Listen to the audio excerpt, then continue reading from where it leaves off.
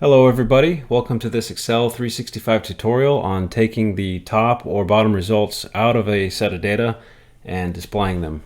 So I have this data set up as a table already, so it's named data table, and I'm going to pull these three specific columns into this section over here on the right.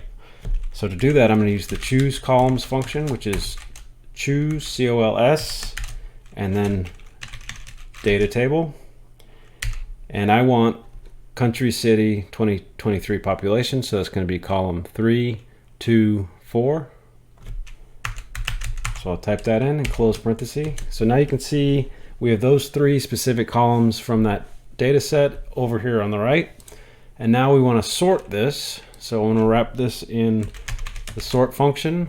And the first argument is the column that you want to sort by. So I want to sort by this third column, so 3, and I want the largest numbers on top, so I'm going to put -1 and close parenthesis.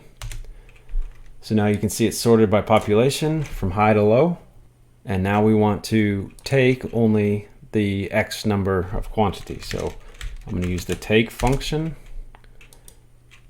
and I want to take this 3 quantity, so that'll be user defined, and close parenthesis and hit enter. So now we have the top 3, the top 5, the top 10, whatever you want to see. And we can do the opposite. We can get the bottom populations, and that would be 1 here for the sort. And now you can see the smallest 10 cities or the smallest 3 cities. Okay, that's the end of the video. I hope you got something out of it, and I'll see you next time. Bye.